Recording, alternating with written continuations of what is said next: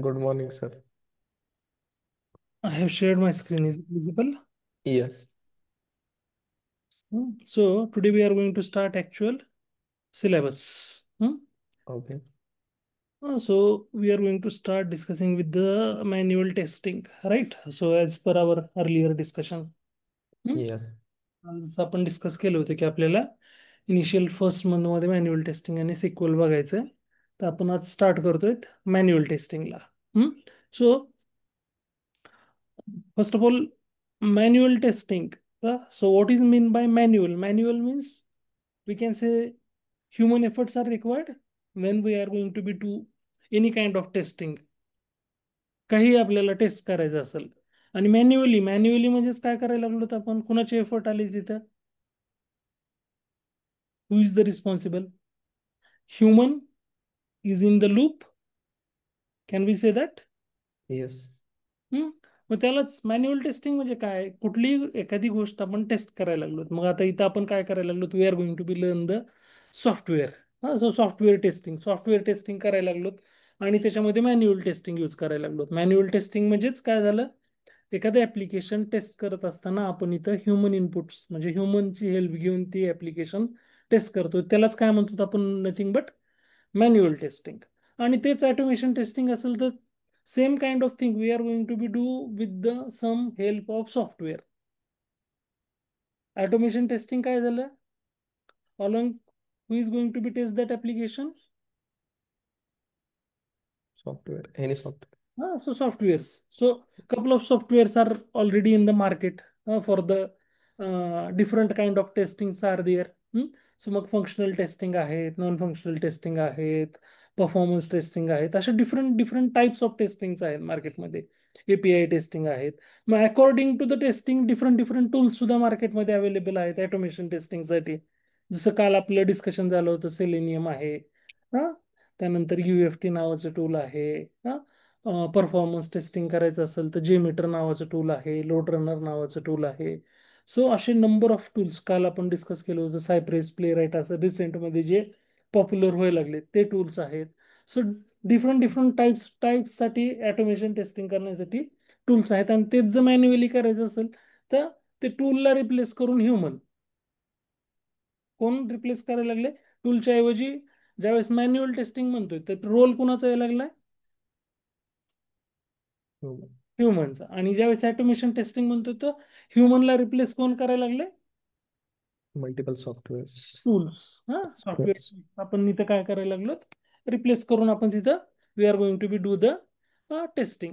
आता इथं जे आहे तर first of all manual testing मध्ये आपण today we are going to start discussing with the definition of software testing. So number of definitions तुम्हाला सॉफ्टवेअर टेस्टिंगचे बघायला भेटतील. Okay.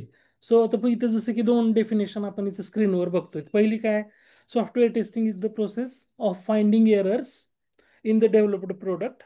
It also check whether the real outcomes can match with expected results, uh, as well as aids in the identification of defects, missing requirements or gaps. So आता couple म्हणजे दोन line मध्ये आपण ही definition काय केलेली divide केली किंवा याच्यामध्ये कपल ऑफ पॅरामीटर्स याच्यामध्ये ऍड केलेले आहेत या डेफिनेशन मध्ये. तर पहिल्या पहिल्या लाईन मध्ये काय सांगितलेलं आहे? फर्स्ट सेंटेन्स मध्ये software testing is the process of finding the errors in the developed product. म्हणजे काय आहे? एक ऍप्लिकेशन, एक प्रोडक्ट डेव्हलप झालेला आहे, त्याच्यामध्ये आपल्याला काय फाइंड आउट करायचे? एरर्स. काय फाइंड आउट करायला लागलोत आपण? एरर्स म्हणा, डिफेक्ट्स म्हणा, बग्स म्हणा. आपण काय करतोय? We are going to be find out the bugs or defects or errors we are going to be developed. जे डेव्हलपरनं डेव्हलप केलेलं प्रोडक्ट आहे त्याच्यामधून आपल्याला जी प्रोसेस आहे त्याच्यामध्ये आपण काय करायला लागलो? ते डेव्हलप केलेल्या ऍप्लिकेशन मध्ये काही डिफेक्ट्स आहेत का, काही बग्स आहेत का, काही एरर्स आहेत का, हे फाइंड आउट करायला लागलो. It also check whether the real outcome can match with the expected result. म्हणजे आता ज्यावेळेस आपल्याला कुठलंही प्रोडक्ट असतं म्हणजे प्रोडक्ट डेव्हलप केलेलं असतं तर त्या product according to the requirement develop केलेलं असतं. डेव्हलपर काय डायरेक्ट असं काही डेव्हलप करत नाही. डेव्हलपरला आपल्या प्रोजेक्टमध्ये ज्या काही रिक्वायरमेंट असतात त्या रिक्वायरमेंट दिलेल्या असतात आणि त्या रिक्वायरमेंटनुसारच डेव्हलपरनं काय डेव्हलप केलेलं असतं? एक प्रोडक्ट डेव्हलप केलेलं असतं. मग सेकंड पॅरामीटर काय आहे आपलं? पहिल्यांदा आपण काय करायला लागलो, त्या प्रोडक्टमध्ये काही एरर्स आहेत का, काही डिफेक्ट्स आहेत का, काही बग्स आहेत का, हे आयडेंटिफाय करायला लागलो. सेकंड थिंग मध्ये काय करायला लागलो, चेक करायला लागलो की ते जे प्रोडक्टचं आउटकम आहे, म्हणजे जे ते प्रोडक्ट डेव्हलप केलेलं आहे, ते ऍक्च्युअल रिक्वायरमेंट म्हणजे जे एक्सपेक्टेड रिझल्ट होता आपला, एक्सपेक्टेड रिक्वायरमेंट नुसार डेव्हलप झालेला आहे की नाही. हा सेकंड पॅरामीटर. थर्ड पॅरामीटर काय करायला लागलो, as well as aids in the identification of defects, म्हणजे त्याच्यात एरर्स आहेत का नाही, त्याच्यात डिफेक्ट्स आहेत की नाही, किंवा जे एक्सपेक्टेड आउटकम आहे आणि ऍक्च्युअल आउटकम मध्ये काही मिसिंग आहे का, मिसिंग रिक्वायरमेंट्स आहेत का काही, म्हणजे काही डेव्हलपरनं चुकून राहिले का काही. सो हे सगळं चेक करणं म्हणजेच ओव्हरऑल ह्यालाच काय म्हणायला लागलो आपण, this is nothing but as software test. Testing. हा, सो पहिल्यांदा एरर्स आहेत का नाही बघतो त्या डेव्हलप केलेल्या प्रोडक्टमध्ये, डिफेक्ट आहेत की नाही हे आपण आयडेंटिफाय करायला लागलोत, ऍक्च्युअल रिक्वायरमेंट नुसार तो डेव्हलप झालाय की नाही हे आपण चेक करायला लागलोत. हा, किंवा म्हणजे काही गॅप्स आहेत का, म्हणजे मिसिंग रिक्वायरमेंट्स और gaps we can say that same.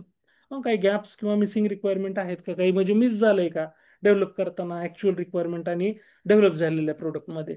So हे आपण चेक करणं, ह्या सगळ्या ओव्हरऑल गोष्टीला आपण काय म्हणतो, we can call it as software testing. किंवा इथं नेक्स्ट काय सांगितलेलं आहे, आणखी एक डेफिनेशन आहे इथं. So software testing is a method to check whether the actual software product matches expected requirement.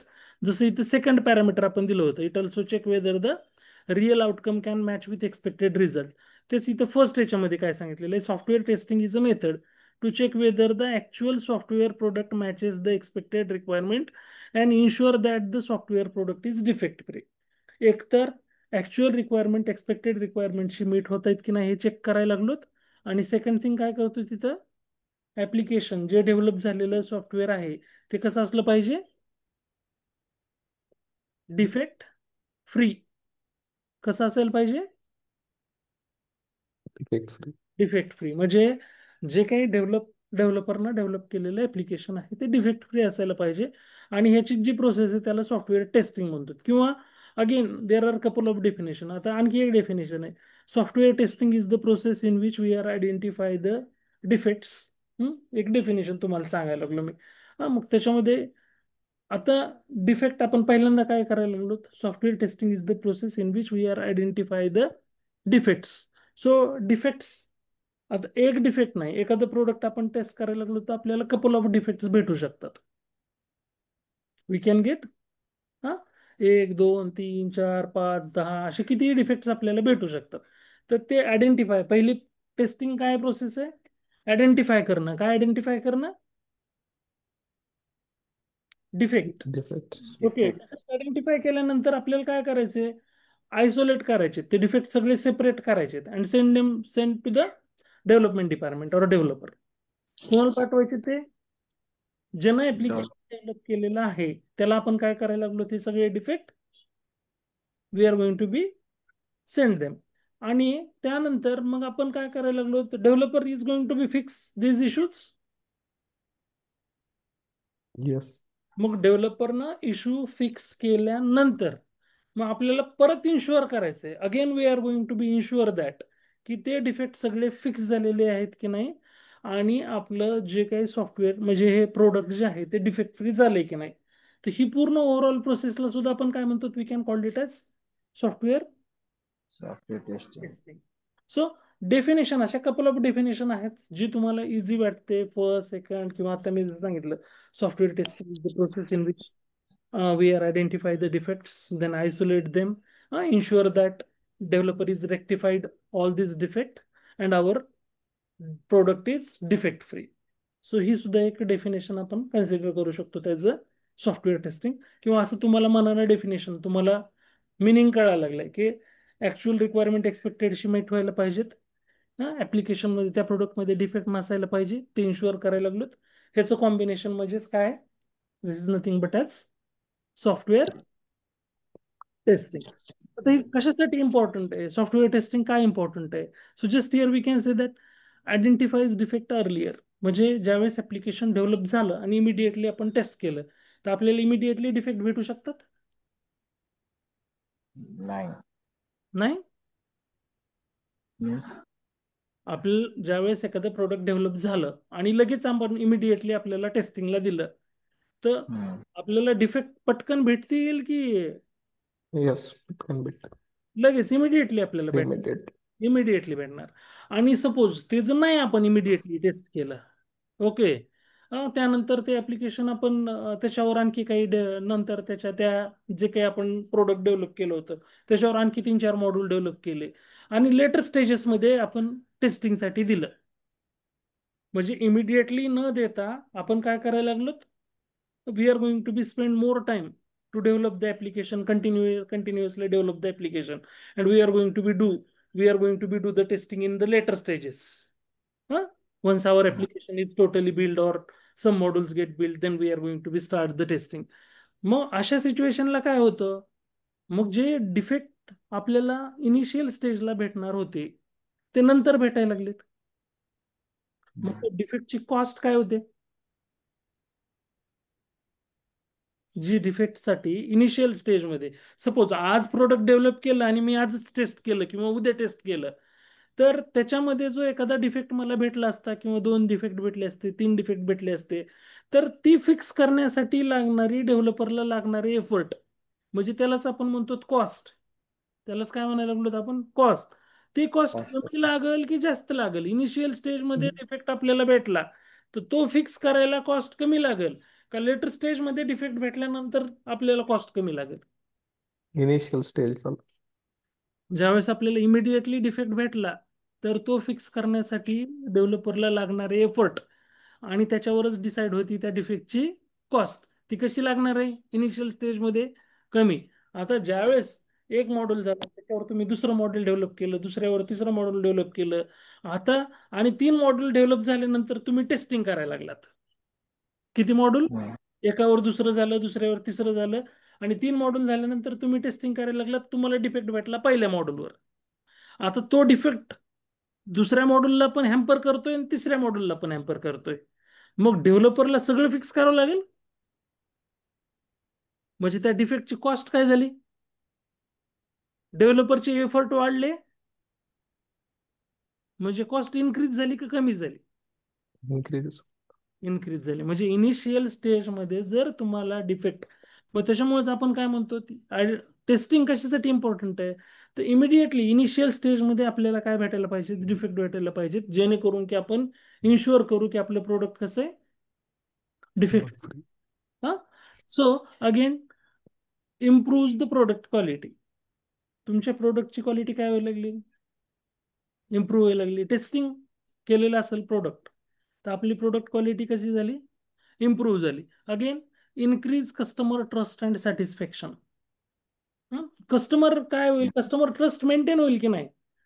जर एखादं प्रोडक्ट कस्टमरला दिलं, कस्टमर तुमच्याकडे आला, त्यानं प्रोडक्टची इन्क्वायरी केली, ते प्रोडक्ट त्याला आवडलं, तुम्ही ते प्रोडक्ट दिलं, आणि जर त्याला डिफेक्ट यायला लागले, कस्टमर ज्यावेळेस तो प्रोडक्ट यूज करायला लागलाय त्यावेळेस जर त्याला काय यायला लागले, डिफेक्ट यायला लागले, तर तो रिकमेंड करेल का मार्केटमध्ये हे प्रोडक्ट घ्या म्हणून? काय म्हणाल, नाही खराब प्रोडक्ट आहे नका, रिकमेंड करणार नाही. पण जर प्रोडक्ट डिफेक्ट फ्री असेल, त्याच्यामध्ये डिफेक्ट नसतील, तर त्यावेळेस कस्टमरचा ट्रस्ट वाढेल तुमच्या प्रोडक्टवर. Customer is satisfied.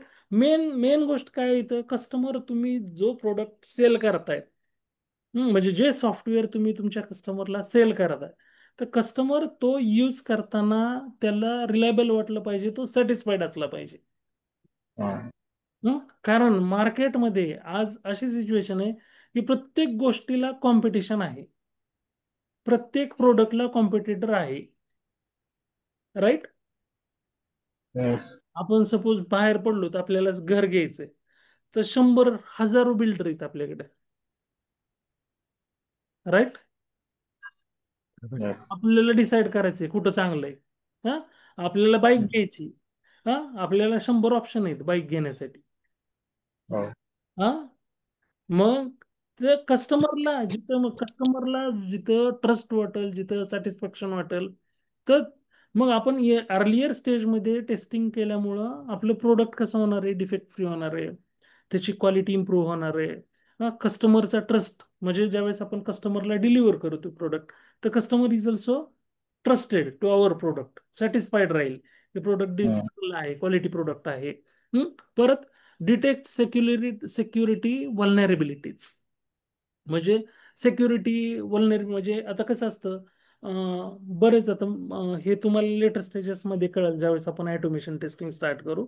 तर व्हलनेरबिलिटी म्हणजे काय होतं, काही काही आपण when we are going to be develop any kind of application, any kind of software, so we are going to be use, ते डेव्हलप करत असताना आपण काय करतो, बाकीच्या काही सॉफ्टवेअरची सुद्धा हेल्प घेतो, काही थर्ड पार्टी सॉफ्टवेअर सुद्धा आपण काय करतो, यूज करतो.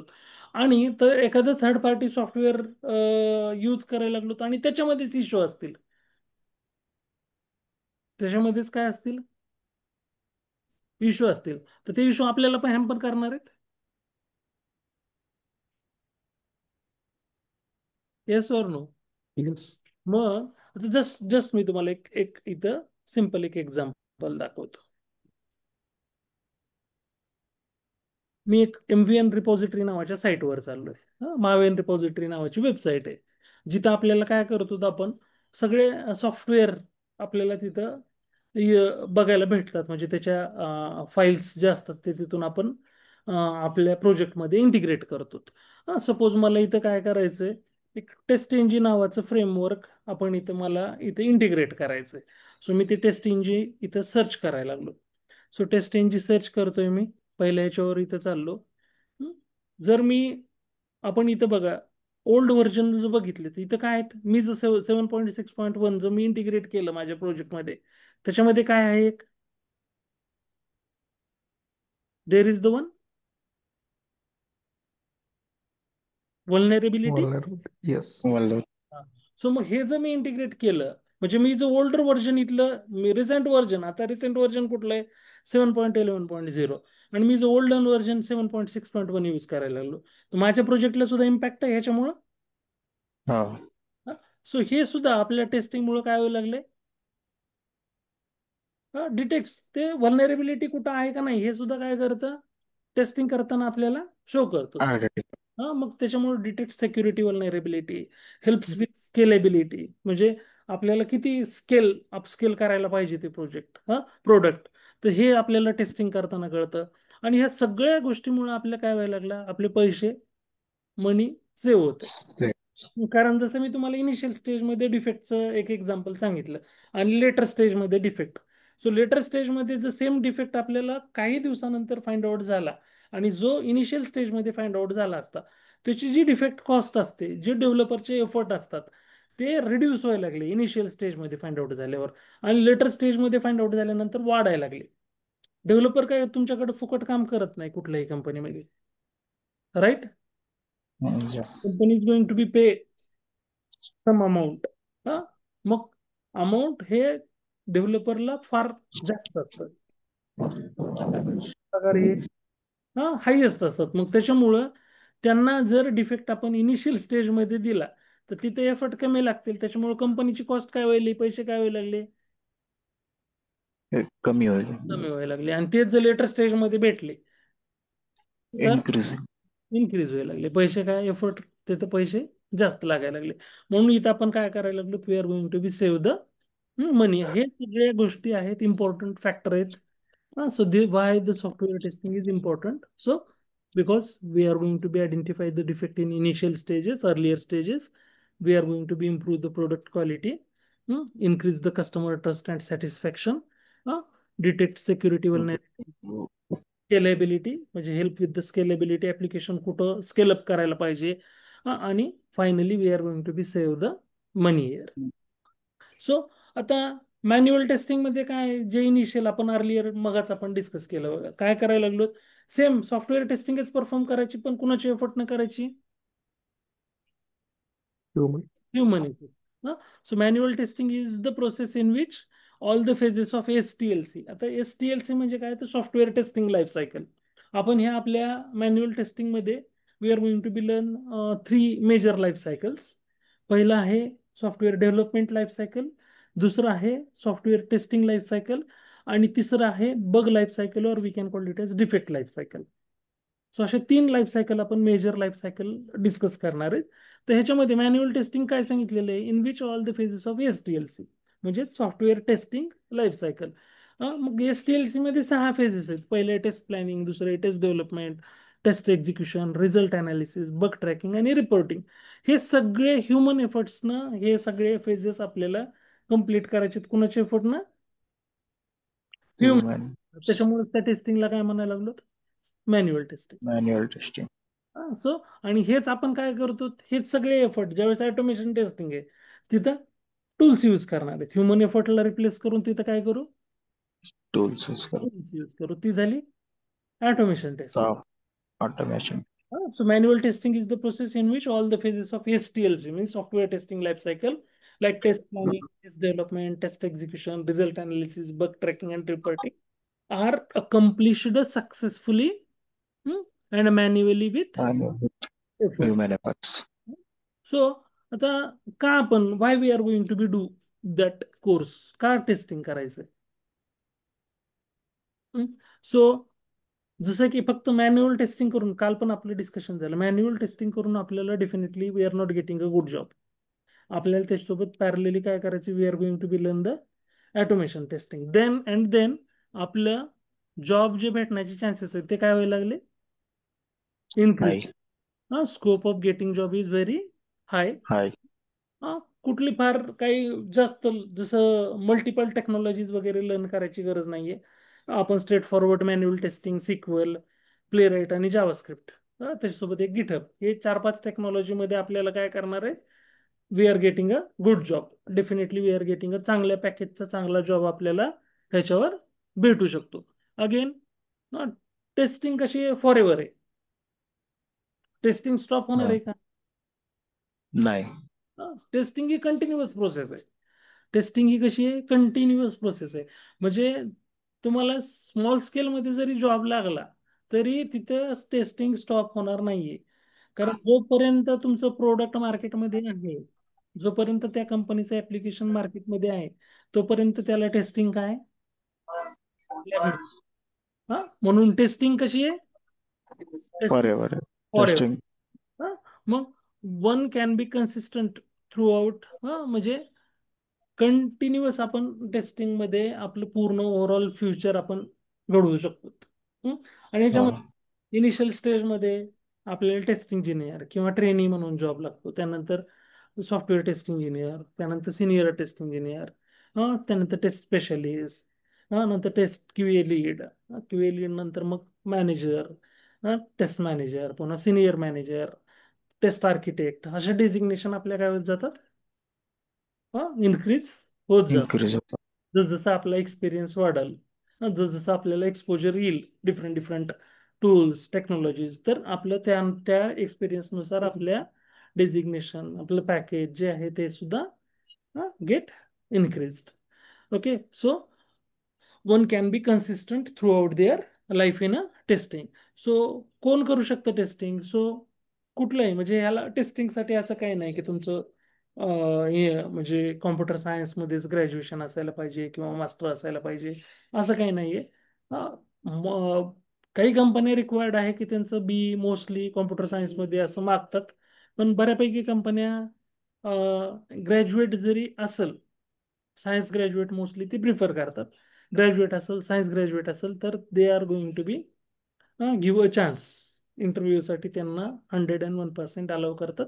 आणि पुढच्या गोष्टी या सगळ्या डिपेंड आहेत तुमच्या interviewer. So any graduate who can do, म्हणजे क्रिएटिव्ह आहे जो ही टेस्टिंग इफेक्टिव्हली करू शकतो, त्याला they can get a job in a testing. So आणि आपल्याकडे जे काही एक्झाम्पल आहेत, BA झालेली मुलं सुद्धा आहेत, 2-3 जण जे टेस्टिंग मध्ये जॉब करतायत सक्सेसफुली. बॅकग्राऊंड काय त्यांचं? हो. BA, bachelor of arts.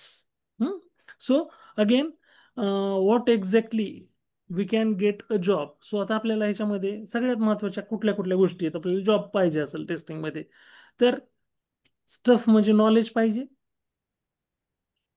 पहिल्यांदा काय पाहिजे? स्टफ मीन Stuff knowledge. Knowledge. Knowledge. Manual testing असेल, ऑटोमेशन टेस्टिंग असेल, तर ह्याचं सगळ्या गोष्टीत आपल्याला पहिल्यांदा नॉलेज पाहिजे.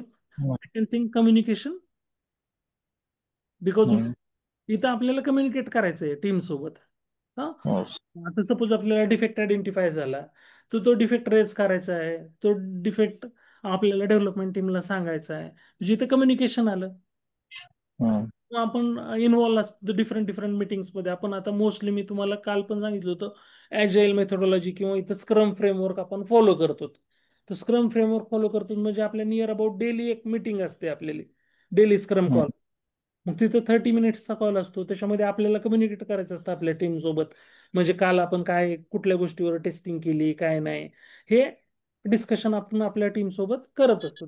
मग त्याच्यासाठी कम्युनिकेशन इम्पॉर्टंट आहे, नॉलेज इम्पॉर्टंट आहे, कॉन्फिडन्स असायला पाहिजे. Yes. सो टेस्टिंग करत असताना आपल्याला काय, वी आर कॉन्फिडंट. आणि डायनामिझम, म्हणजे सपोज एखादा टेक्नॉलॉजी चेंज झाली, टेक्नॉलॉजीचा झाला, किंवा मध्येच तुम्हाला सांगितलं मॅन्युअल वरून एपीआय टेस्टिंग कर, एपीआय वरून डेटाबेस टेस्टिंग कर, तर डायनामिझम असायला पाहिजे. नाही नाही, असं असं नसायला पाहिजे की नाही मला डेटाबेस येत नाही, मला एपीआय येत नाही, मग मी नाही करणार, असं चालणार नाही. नाही. डायनामिझम पाहिजे, म्हणजे फ्लेक्झिबिलिटी पाहिजे, की बाबा तुम्हाला सांगितलं एखादी गोष्ट, तर लर्न करून ती तुम्हाला इमिडिएटली अडॉप्ट करून ती गोष्ट तुम्हाला करता आली.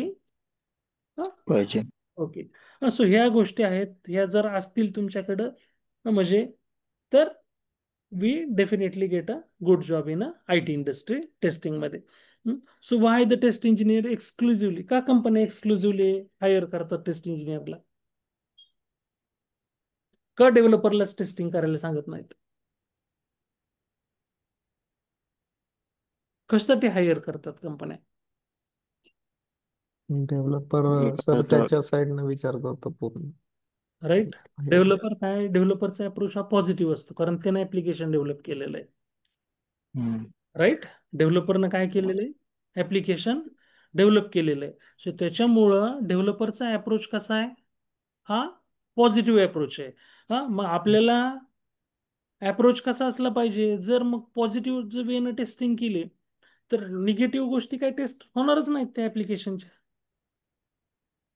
होतील का काही निगेटिव्ह फ्लो टेस्ट त्याचे? आता बघा, मी तुम्हाला काल माझं एक एक्झाम्पल सांगतो. मी व्हॉइस एजंट टेस्ट नावाची फंक्शनॅलिटी टेस्ट करत होतो. हं? मग एक वेब कॉलिंग नावाचं ऍप्लिकेशन डेव्हलप केलंय माझ्या कंपनीमध्ये एका डेव्हलपरनं. हा, मग मी ते डेव्हलपरनं टेस्ट केलं, आणि ऑलरेडी डेव्हलपर टेस्ट करूनच आपल्याकडे फंक्शनॅलिटी देत असतो, हे लक्षात घ्या. ऑलरेडी डेव्हलपर काय करत असतो, one round of testing they are going to be do, and then they are going to be deliver the product to the tester to do the remaining kind of testing. आता माझ्याकडे आलं testing, मी सुद्धा पहिलं positive first round जी डेव्हलपरने केलेली होती तशी testing केली, मला काही डिफेक्ट नाही फाइंड आउट झाला. हा, मग ऑलरेडी मग आपल्याला कशासाठी हायर केलेलं आहे? मग मी काय केलं, हा, दोन वेगळ्या वेगळ्या मशीनवरून कॉलिंग, त्या वेब कॉलिंगला म्हणजे त्या व्हॉइस एजंट टेस्टला कॉल केला. मग आता मला सांगा, ऍट ए टाइम त्याच्यात त्या फंक्शनलिटीमध्ये काय होतं, की मग मला एक डिफेक्ट काय झाला, फाइंड आउट झाला, की दोन्ही कॉल ओव्हरलॅप व्हायला लागलेत एकावर एक. दोन कॉल काय व्हायला लागलेत एकावर एक, ओव्हरलॅप.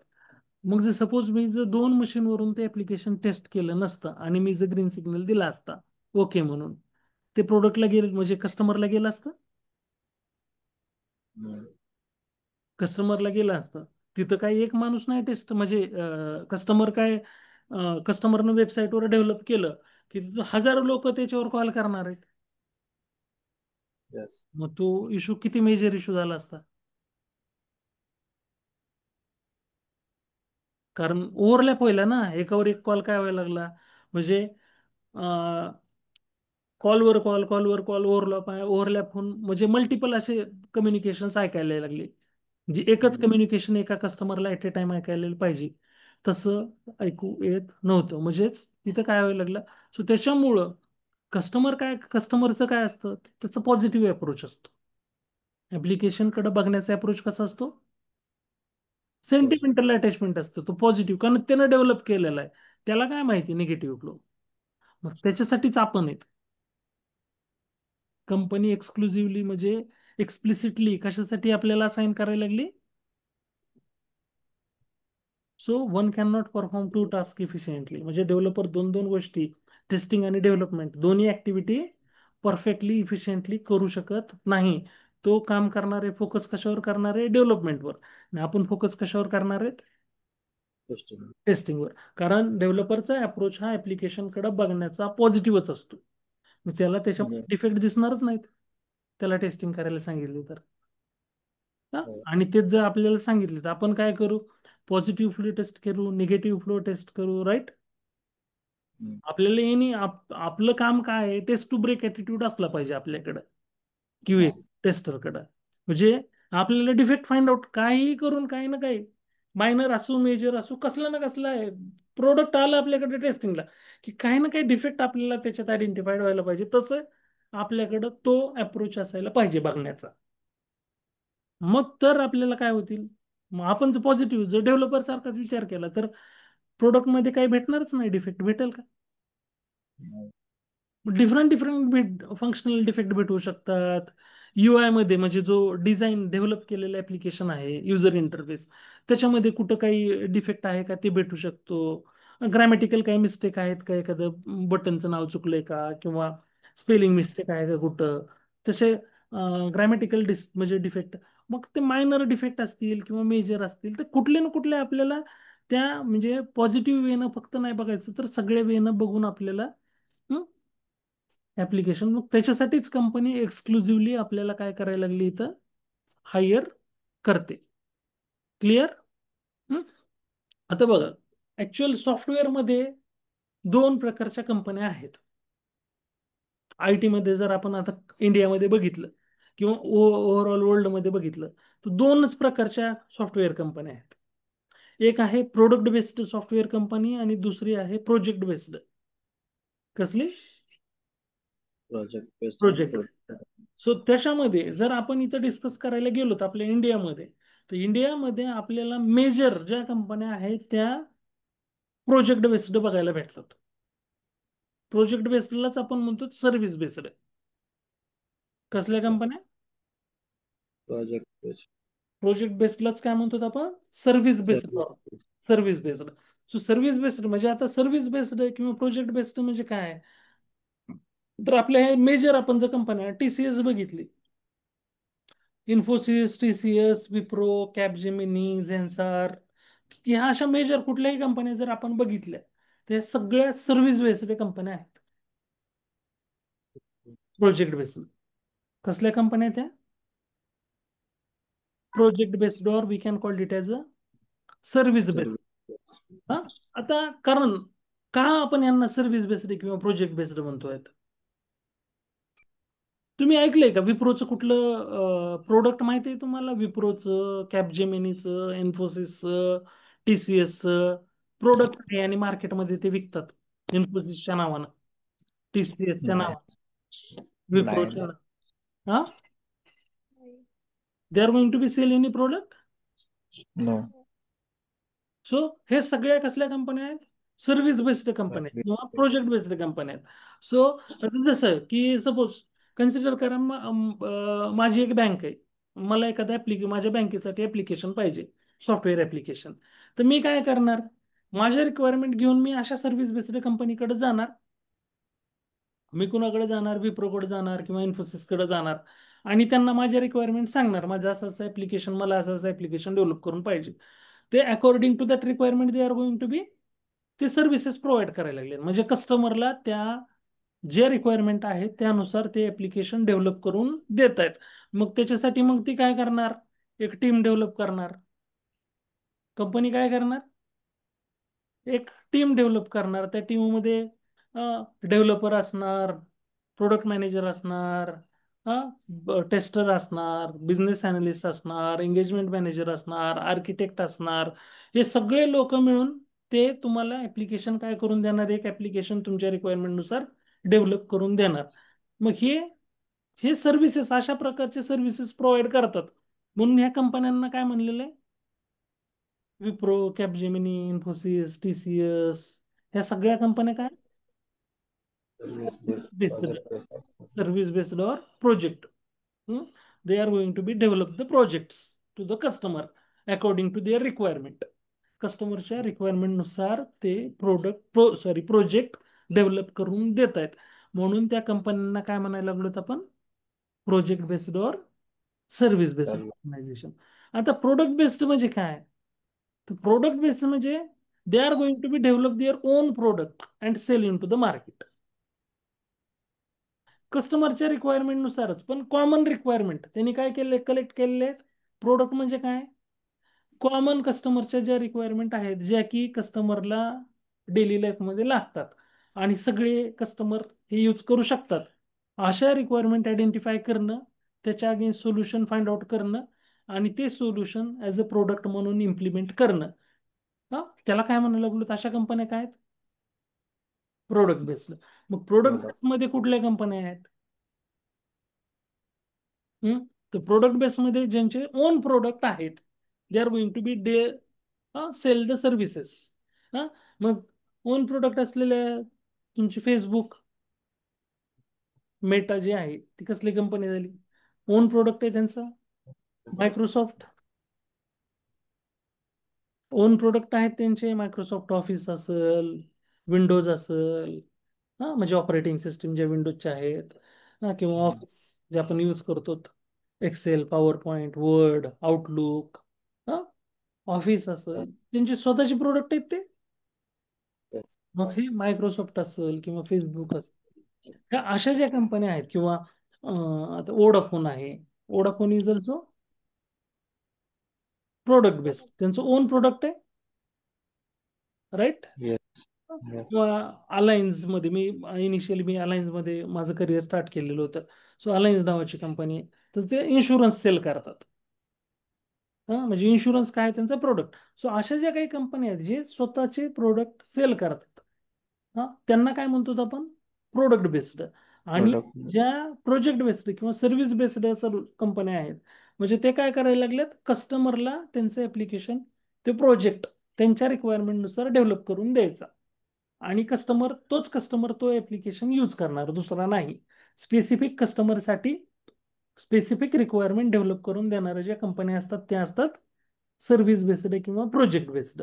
आणि प्रोडक्ट बेस्ड म्हणजे कॉमन कस्टमरच्या ज्या रिक्वायरमेंट आहेत त्या कलेक्ट करतात मार्केटमधनं आणि त्यानुसार they are going to be develop the solution and then they are going to be sell this solution to the market. त्या कंपन्या कसल्या झाल्या? Product based. Product. सो अशा दोन प्रकारच्या आय टी मध्ये कंपन्या आहेत. सो ज्यांचं स्वतःचं प्रोडक्ट आहे त्या झाल्या प्रोडक्ट बेस्ड, आणि ज्या दुसऱ्यासाठी काम करतात त्या झाल्या service based. Service based. Clear? Yes. Okay. So त्यानंतर इथं आपल्याला next we are going to be discuss about the definition. कशाची डेफिनेशन आपण बघतो तिथं? Quality. What is mean by quality?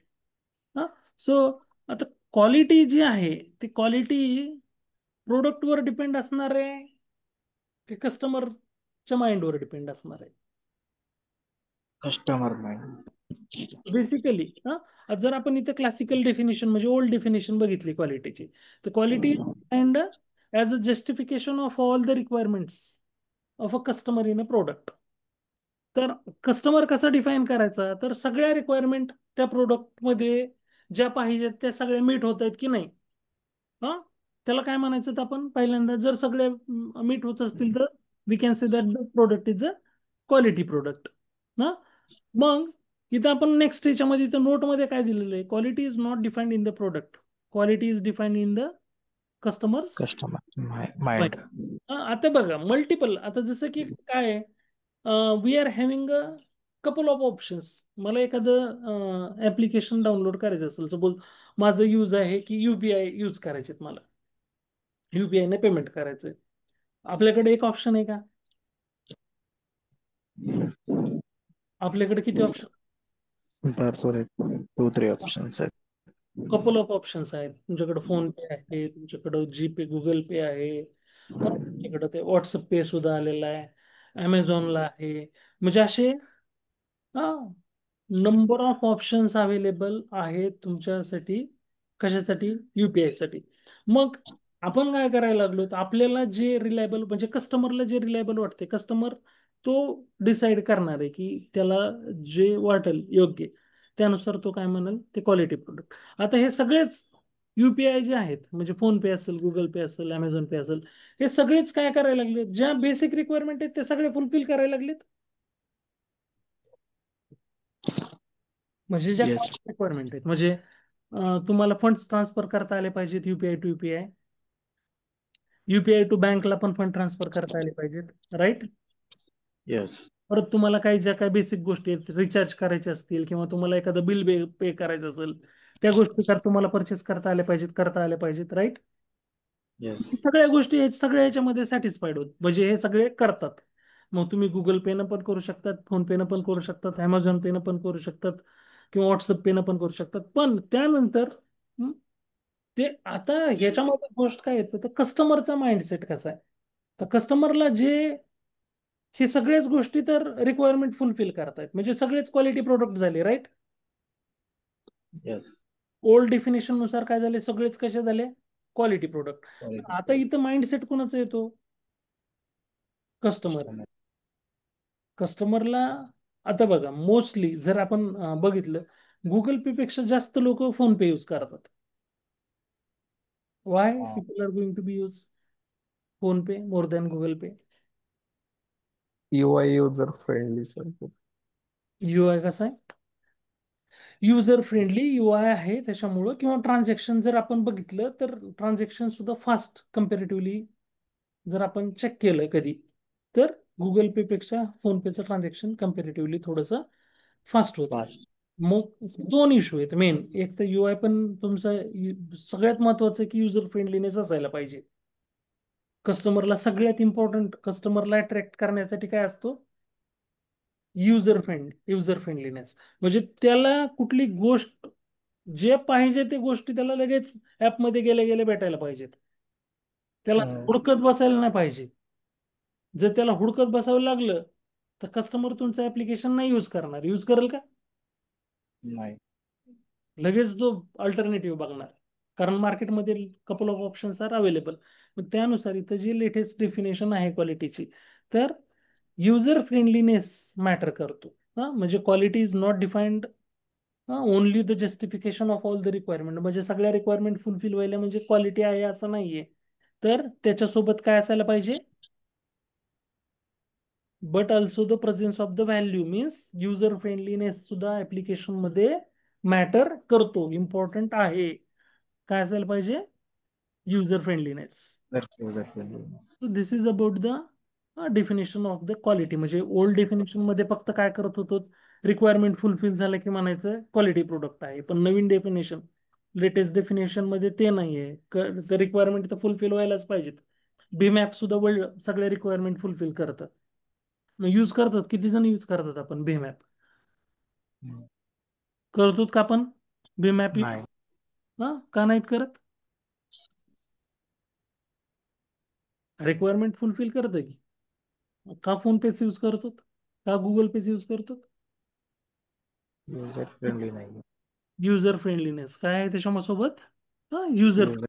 हा सो मग डिफेक्ट म्हणजे काय किंवा बग म्हणजे काय तर defect is defined the deviation. म्हणजे ज्या रिक्वायरमेंट आता एखादी फंक्शनलिटी आपण टेस्ट करायला लागलो, एक फंक्शनलिटी आपण काय करतोय तिथं टेस्ट करतोय. तर ते टेस्ट करत असताना आपल्याला ऍक्च्युअल रिक्वायरमेंट आणि एक्सपेक्टेड रिक्वायरमेंट हे दोन्हीमध्ये जर डेव्हिएशन आलं, दोन्हीमध्ये काय आलं, Deviation. डेव्हिएशन म्हणजे डिफरन्स आला, तर त्यालाच Hmm. आपण we are going to be consider as a defect or bug. त्यालाच काय म्हणतात, डिफेक्ट किंवा बग असं म्हणायचं. बघ. म्हणजे इनिशियल आता मोस्टली ह्या डिफेक्ट आणि बग मध्ये काय डिफरन्स आहे तर बग आपण जे क्यूए जो फाइंड आउट करतो तो असतो बग, त्याला काय म्हणतो आपण, बघ. बग. आणि ज्यावेळेस ऍप्लिकेशन हे लाईव्ह जातं कस्टमरकडं आणि Hmm. आपल्याकडून चुकून हुकून सपोज काही राहिलं टेस्टिंग करायचं आणि ते कस्टमरला फाइंड आउट झालं आणि सेम कस्टमरनं रेज केला तर त्याला म्हणतो डिफेक्ट. Yeah. म्हणजे डेव्हिएशन आपल्याला न फाइंड आउट होता कुणाला फाइंड आउट झालं, Customer. कस्टमरला, तर त्याला काय म्हणायला लागलो, defect, same Def- same process. आणि जर तेच आपल्याला फाइंड आउट झालं तर ड्युरिंग टेस्टिंग Bug. बग. Bug. आपण रिस्पॉन्सिबल आहे बग रेज करण्यासाठी. तर आता इथं काय आहे, बघ हे बग म्हणजे काय तर डेव्हिएशन. सपोज आपण काय करायला लागलो तर आपल्याला एक डेव्हलपरनं सिम्पल एक एक्झाम्पल घेऊ. एक कॅल्क्युलेटर डेव्हलप केलेलं आहे ऍडिशनचं. काय केलेलं आहे डेव्हलपरनं? डेव्हलप एक कॅल्क्युलेटर. सो ऍडिशन केल्यानंतर जे काही फर्स्ट आणि टू सेकंड नंबर आहे त्याचा ऍडिशन होऊन ऍक्च्युअल रिझल्ट यायला पाहिजे. Yes. 10 + 10 रिझल्ट काय यायला पाहिजे? 20. 20. म्हणजे एक्सपेक्टेड आपला आउटकम काय, एक्सपेक्टेड रिझल्ट काय? 20. 20. आणि रिझल्ट तिथे यायला लागला 0. Hmm. रिझल्ट काय यायला लागला, ऍक्च्युअल रिझल्ट काय यायला लागला? 0. 0. मग काय झालं, डिफरन्स आलं का, डेव्हिएशन Yes. आहे. Yes. ऍक्च्युअल रिझल्ट आणि एक्सपेक्टेड, एक्सपेक्टेड मध्ये आपण दिलं होतं 20, रिझल्ट आला 0. 0. म्हणजे काय झालं, बग आहे. Bug. There is the bug in the application. Bug काय आहे तर ऍडिशनच्या अगेन्स्ट त्यानं मल्टिप्ल म्हणजे हे टाकलंय सबस्ट्रॅक्शन. Subtraction. Bug. ऍडिशनच्या ऐवजी त्यानं काय टाकलं तिथं, Subtraction. परफॉर्म करायचं होतं आपल्याला ऑपरेशन ऍडिशन आणि त्यानं टाकलं Addition. सबस्ट्रॅक्शन. हा Subtraction. आला तिथं आपल्याला काय आला, डिफेक्ट भेटला, बग भेटला. सो डिफेक्ट किंवा बग म्हणजे काय तर देर is the it is defect or bug is defined as a deviation from the requirements. म्हणजे ऍक्च्युअल रिक्वायरमेंट आणि एक्सपेक्टेड रिक्वायरमेंट मधलं जे डेव्हिएशन आहे त्यालाच काय म्हणतो आपण, nothing but defect or bug. Or bug. Okay. So testing, आता कॉमन टेस्टिंग मध्ये काय सांगितलेलं आहे, टेस्टिंग ऑलरेडी आपण मॅन्युअल टेस्टिंग, ऑटोमेशन, 2-3 डेफिनेशन बघितलेले आहेत. तर इथे सुद्धा again testing is the process in which defects are identified, isolated, subjected for rectification and ensure that the product is defect free in order to produce the quality product, hence the customer satisfaction. किंवा Yes. Verification and validation of software testing is called as, म्हणजे verification validation याला सुद्धा आपण, हे techniques आहेत verification आणि validation, तर त्याला सुद्धा आपण काय म्हणतो, we can call it as a software test. So यात परत हे ज्या अर्लियर आपण ज्या 2 डेफिनेशन डिस्कस केल्या होत्या त्याच्यामध्ये हे आणखी 2 डेफिनेशन आपण ऍड करू शकतो. तर सुरुवातीला आपण इथे बघितले की नाही 2 डेफिनेशन. सो त्याच्यामध्ये again we can say that this is also 2 more definition. तर याच्यामध्ये सुद्धा काय करायला लागलो तर डिफेक्ट आयडेंटिफाय करतोय पहिल्यांदा. Software testing Yes. कशाची प्रोसेस आहे, आयडेंटिफाय द डिफेक्ट, परत ते आयसोलेट म्हणजे सेपरेट करायला लागलो. नेक्स्ट सब्जेक्टेड फॉर रेक्टिफिकेशन, म्हणजे डेव्हलपरला रेक्टिफाय करायला आपण प्रोव्हाइड केलेत. आणि इन्शुअर करायला लागलो, म्हणजे रेक्टिफाय झाल्यानंतर इन्शुअर करतोय की ते प्रोडक्ट जे आहे, जे प्रोसेस आपण टेस्ट करायला लागलो ते कसं झालं पाहिजे, Defect free. Defect free. And in order कशासाठी करायला लागलो, in order to produce the Quality product. Quality product. आणि जर क्वालिटी प्रोडक्ट डेव्हलप केलं तर customer is also Customer satisfaction. Satisfaction. किंवा आणखी सिम्पल एकदम 2च लाईन मध्ये, एकच लाईन मध्ये डेफिनेशन काय, verification and validation of the software is called Testing. Testing. आता व्हेरिफिकेशन आणि व्हॅलिडेशन आपण सांगितलं, तर मग आपल्याला व्हेरिफिकेशन आणि व्हॅलिडेशनचा अर्थ पण माहिती पाहिजे. Yes. सो व्हेरिफिकेशन आणि व्हॅलिडेशन हे टेक्निक आहेत, 2 टेक्निक आहेत. सो व्हेरिफिकेशन मध्ये मोस्टली फोकस करतो आपण डॉक्युमेंटेशन पार्ट व्हेरीफाय करण्यासाठी, आणि Okay. व्हॅलिडेशन मध्ये ऍक्च्युअल आपण टेस्ट करण्यासाठी, म्हणजे त्या Understand. प्रोडक्ट मध्ये ऍक्च्युअल. मग व्हेरिफिकेशन आणि व्हॅलिडेशन हे टेक्निक सुद्धा आपण we are going to be discuss in later stages, आपल्याला परत येणारच आहेत. सो ह्या कपल ऑफ डेफिनेशन्स आपण 3-4 डेफिनेशन्स आपण डिस्कस केलेले आहेत. सो जी इझी वाटते तुम्हाला ती तुम्ही एक डेफिनेशन प्रिपेअर करून रेडी राहू द्या. If someone is going to ask you what is software testing, so you are ready with one of the definition. Clear? Okay. Again here we can say that software project मध्ये काय, software related problem solved by the software engineers through a software engineering process is nothing but as a software. Project. म्हणजे तुम्हाला एक problem statement दिलेलं आहे, ते problem statement तुम्ही resolve केलेलं आहे. मग त्याच्यासाठी तुम्ही काहीतरी प्रोसेस, सॉफ्टवेअर इंजिनिअरिंगची प्रोसेस फॉलो केलेली आहे. हं? आणि जो एक त्या प्रॉब्लेमच्या अगेन्स्ट एक सोल्युशन काढलेलं आहे त्यालाच काय म्हणायला लागलो होतो आपण, nothing but software. Software project. हं? मग मग आता इथं आपल्याला हे जे आहेत सॉफ्टवेअर डेव्हलपमेंट म्हणजे इंजिनिअरिंग प्रोसेसमध्ये, ते एक SDLC हे लाईफ सायकल आपल्याला, मी मग जसं सांगितलं की 3 मेजर लाईफ सायकल आपल्याला डिस्कस करायचे. एक आहे सॉफ्टवेअर डेव्हलपमेंट लाईफ सायकल, दुसरं आहे सॉफ्टवेअर टेस्टिंग लाईफ सायकल, आणि तिसरं आहे बग किंवा डिफेक्ट लाईफ सायकल. सो असे 3 life cycle we are going to be discuss in our manual testing. So tomorrow onwards we are going to be focus on SDLC, software development life सायकलवर आपल्याला focus करायचा आहे. So मला सांगा, इथपर्यंत काही कोणाला डाऊट, डिफिकल्टी, काही क्वेरी, कन्सर्न? येस, हे जे काही काय आपण नाही, क्लिअर आहे? क्लिअर आहे सर. काही त्या प्रेझेंट मध्ये नाहीये काय डाऊट. Okay, everyone. विचारू सर, हां हां. एवढे सिम्पल क्वेश्चन्स विचारतात का इंटरव्ह्यूला? म्हणजे असे सिम्पल म्हणजे बेसिक बेसिक असे? सुरुवात कसं असतं की तुमच्या डेफिनेशन पासून होऊ शकते. हम्म. हम्म. अच्छा आता जे फ्रेशर लेवलला काही विचारू शकतात मॅडम. अच्छा. हा हा. हम्म. आणि एक्सपिरियन्सला मोस्टली आता आपण जे फोकस करणार आहेत, आपण ऑटोमेशनवर मेनली हम्म. फोकस आपला राहणार आहे. तर हम्म. ऑटोमेशन टेस्टिंग मध्ये काय होतं, म्हणजे जवळजवळ 80% क्वेश्चन आपल्याला ऑटोमेशन टेस्टिंग वरच होतात. अच्छा 20% क्वेश्चन्स फक्त आपल्याला मॅन्युअल टेस्टिंग वर होणार आहेत. अच्छा. पण अच्छा. आपण प्रिडिक्ट नाहीत करू शकत की काय विचारतील ते. हम्म. ते डिफेक्ट म्हणजे काय पण विचारू शकतात, बग म्हणजे काय पण विचारू शकतात. हे हम्म. सिम्पल सुद्धा विचारू शकतात, what is mean by defect, what is mean by bug. अच्छा. सो आपण अशा म्हणजे प्रिडिक्ट नाहीत करू शकत की बाबा, मग त्याच्यामुळे आपल्याला we are going to be ready each and everything. म्हणजे सिम्पल असून पण तेव्हा नाही आलं तर असं हा काय? हा. तो इम्पॅक्ट पडणारच ना आपल्याला. हम्म. हा. हम्म.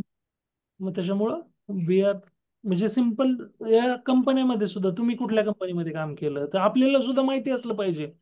म्हणजे सपोज हम्म. आपण एक्सपिरियन्स दाखवतोय, तर हम्म. आपण ज्या कंपनीचा एक्सपिरियन्स दाखवायला लागलो ती सर्व्हिस बेस्ड आहे की प्रोडक्ट प्रोडक्ट बेस्ड. बेस्ड आहे, तर ते सुद्धा आपल्याला माहिती असलं पाहिजे. अच्छा. चालेल, थँक्यू. ओके, आणखी काही कोणाला doubt? So tomorrow we are going to start discussing with SDLC, software development life cycle. So त्याच्यामध्ये जे 6 फेजेस आहेत ते आपण उद्या डिस्कस करू. क्लिअर आहे इथपर्यंत? काय डाऊट, काय कन्सर्न? मला मेल ID तुमची पिंग करा. So just I am going to be share the recording along with that. Okay sir. जे तुमचे जीमेलचे मेल ID असतील ते शेअर करा. Okay, okay sir. Thank you. So will okay stop sir. Here. Thank you. Have a great day. Bye. Bye sir.